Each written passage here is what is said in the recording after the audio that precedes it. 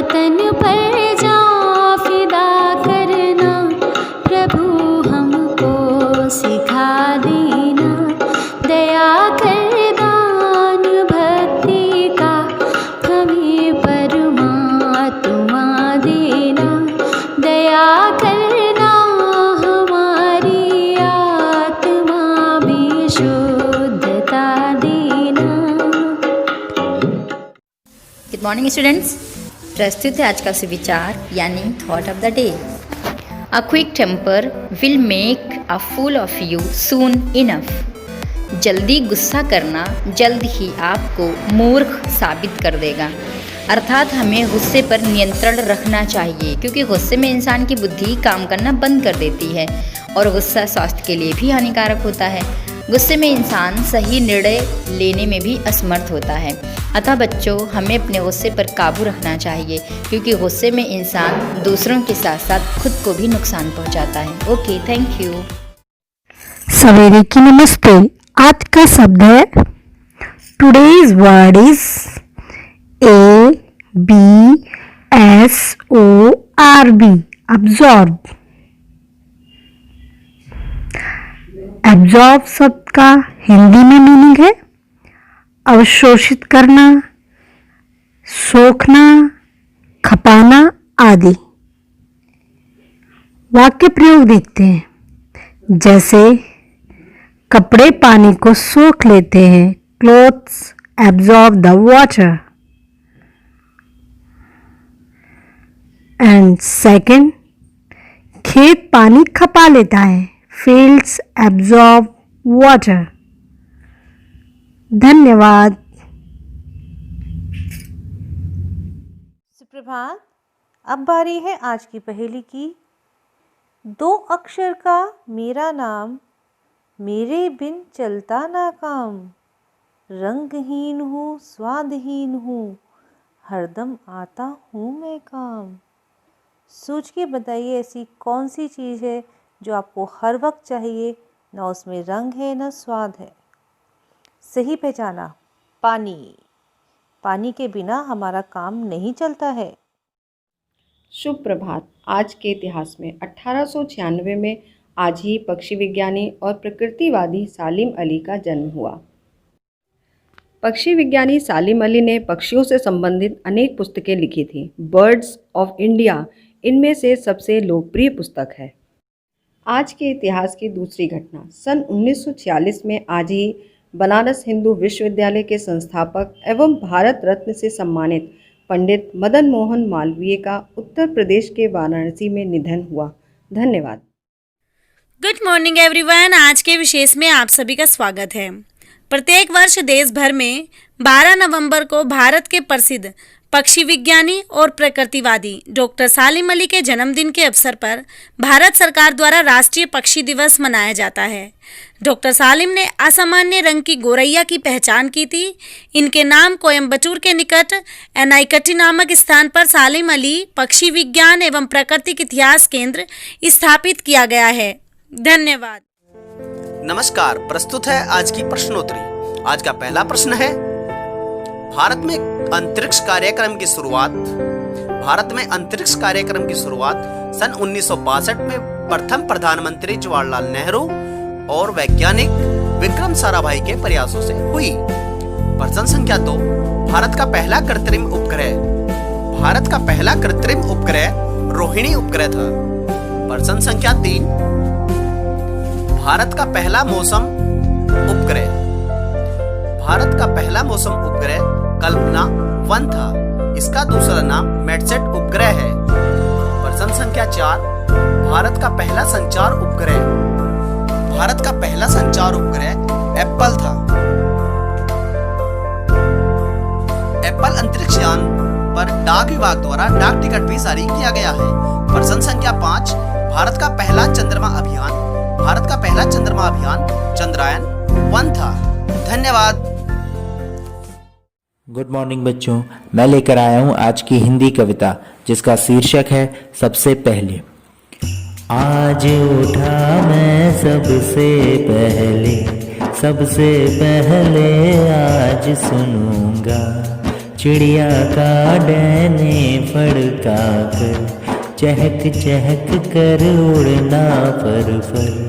देखूंगा पूरब में फैले बादल पीले लाल सुनहले। आज उठा मैं सबसे पहले आज चुनूंगा पौधे पौधे की डाली पर फूल खिले जो सुंदर सुंदर। देखूंगा पूरब में फैले बादल पीले लाल सुनहले। आज उठा मैं सबसे कहता आज फिरूंगा कैसे पहला पत्ता डोला, कैसे पहला पंछी बोला, कैसे कलियों ने मुंह खोला, कैसे पूरब ने फैलाए बादल पीले लाल सुनहले। आज उठा मैं सबसे पहले।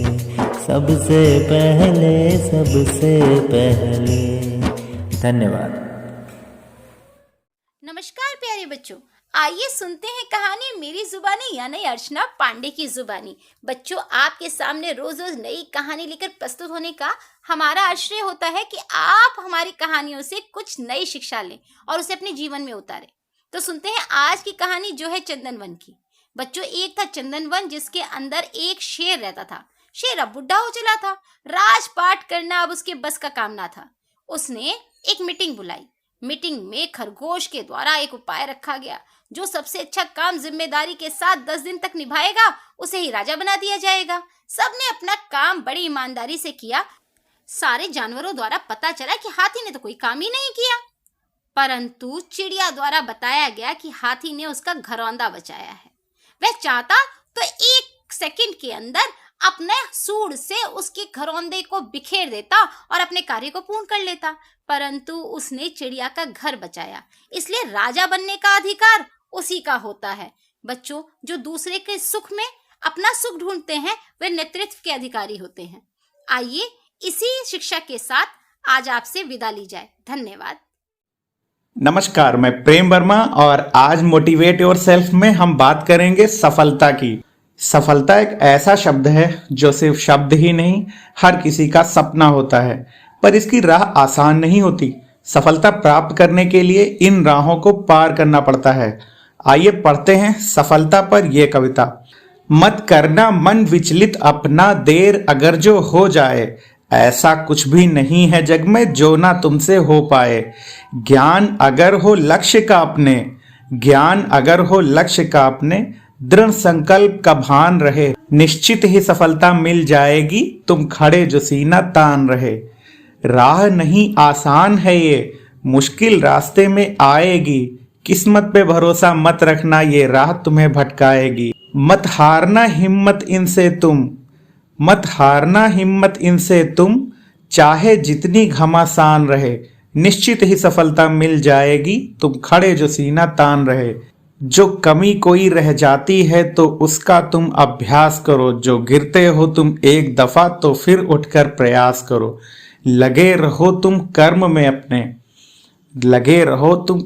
अपने, जब तक इस तन में प्राण रहे, निश्चित ही सफलता मिल जाएगी, तुम खड़े जो सीना तान रहे। धन्यवाद।